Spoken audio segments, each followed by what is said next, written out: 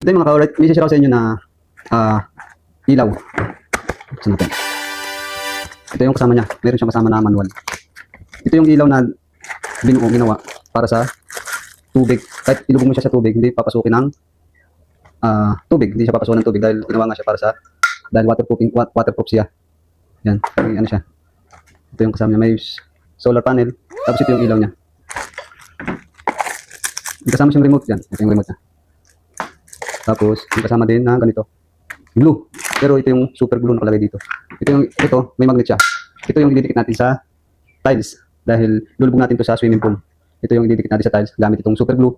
Tapos, may ganito siya kasama. May kasama siyang ganito. Panlagay sa daliri. Para hindi ka magdumi ang kamay, ang daliri mo. Para pag naglagay ka dito, yun. Tapos ito meron siyang ito kung sa swimming pool mo siya ilalagay ito. Lilyo, box, meron din kasama. Para dito yan. Ito na-slide naman na rin. Na-slide yung solar panel niya. Yan. Kung gusto mo sa, pwede din naman siya nakakapit. Ito, tatagalin mo lang ito. Ay, nakakapit na rin. Yun. Yung mga kasama niya. Okay. Saka, iba't ibang ilaw yung magagawa ng ilaw na ito. Merong RGB jump, RGB fade, at saka iba't ibang kulay. May awat din ng kung gusto mong naka-timer. Okay. Yun lang, maka-alright. Kung gusto mo nga nito, ilalagay ko yung link. Click lang yung link na ilalagay ko. Alright, solar. Na pwede mo, solar na pwede sa ilalim ng tubig. Waterproof. All goods. Yung link na ilalagay ko para kung gusto mo nito. Ito naman mga ka-alright, papakita ko sa inyo yung ilaw niya. Yan, naka-plastic pa yung pinaka-panel niya. Tanggalin muna natin. Ayan. Tiba yung kanyang panel, solar panel. Dahil makapal yung kanyang protector dito sa ibabaw. Ito naman yung switch niya. Yan. Goma para hindi siya pasukin ng tubig. Yan. On off. Yan. Try natin yung pailawin. Yan. Ito na yung ilaw niya. Naka RGB fade siya. Ito naman yung kanyang remote. Tanggalin natin yung battery. Yung kanyang plastic sa battery. Para kumana yung remote. Ito yung fade. Ito yung fade niya. Yung fade. Ito. Kasi niya. Fade jump. Ito yung jump. Ganda. RGB na fade. RGB na jump. RGB fade. Pink. Blue.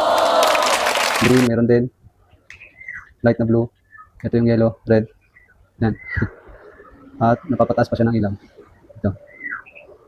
Tapos ito nga yung mga timer niya. Kung gusto mo ng timer, maka-timer siya. Tapos off. Yun. Off. On. All goods. Yun. Yun lang mga alright.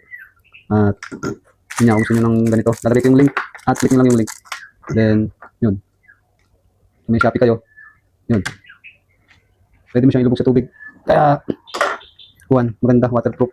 Ipapasukin ng tubig. Tapos ito nga pala, may kasama nga pala siya na ganito. Cable tie. Kulay blue din.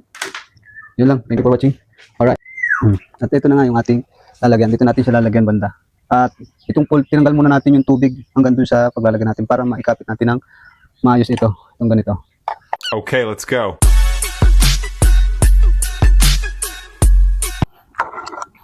Dito natin kakabit itong isa dun sa kabila. Nandito yung isa at dito naman natin lalagay yung isa.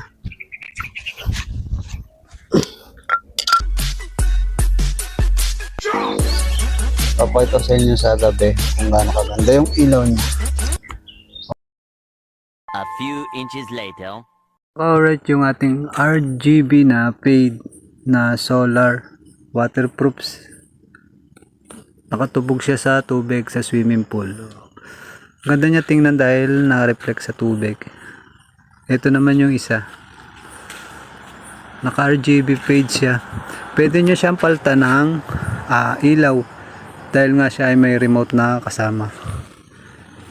Pwedeng naka-steady na mga kulay o RGB jump o pwede din siya naka-timer kung hanggang kailan nyo gusto pailawin. Yun o. Kaganda sa kanya nga ay waterproof. Nakatubog siya sa tubig o. Yan o. So ngayon naka RGB fade siya. Pareha sila. Para maganda tingnan. Ang ganda pagka naglalangoy ka sa swimming pool na may gantong ilaw. Yan. All goods. So yan mga ka-alright. Thank you for watching. And good night. All goods.